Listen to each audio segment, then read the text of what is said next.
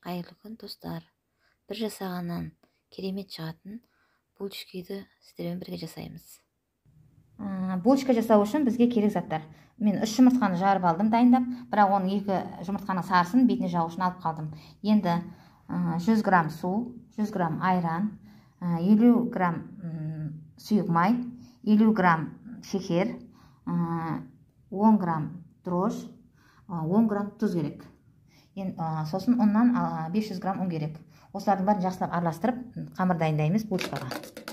Жұмыртқамызды араластырамыз да. Оған бірінші суымды құямын. Сүтімді құямын. Одан соң майымды құямын. Шекерімді салам.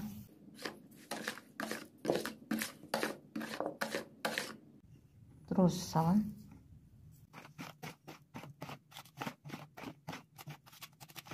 Жақсылап араластырып алып дрожьды. Тұзымды салам.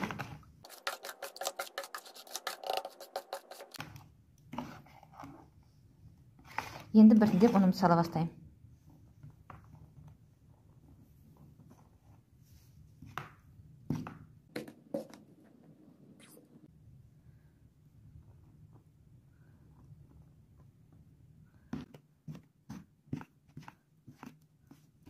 Қамыр қатты болмау керек, өте жұмсақ болу керек.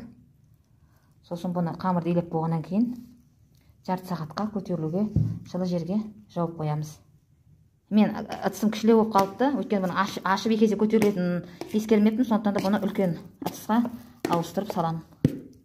Енді көтерілген кезде жақсы көтерілетін. Қамырым міне жақсы ашыды. Енді оны табағымыздан түсіріп алып, бөліктерге бөлеміз.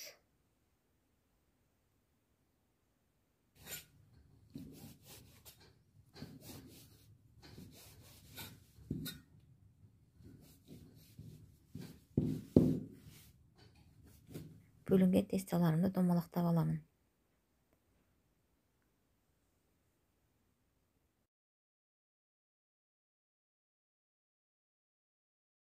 Жайылған тестамның 4 шетінен кесіп аламын. Булочкамды роза тәріздес қып бүгуге дайындап.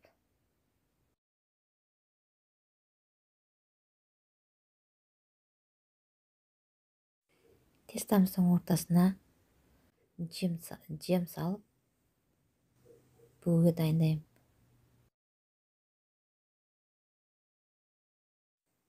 Жем салынған тестамызды осындай роза тәріздес формада түйіп аламыз.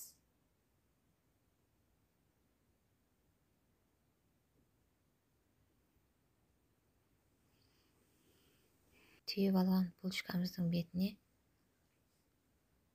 жұмыртқа жағып шығамыз.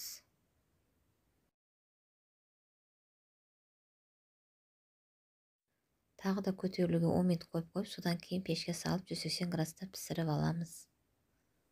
Өте жұмсақ үлбіреп тұр. Міне булочка өте әдемі болып пісті. Егер сіздерге менің рецептім ұнап жатса, коммент жазып тіркеліңіздер.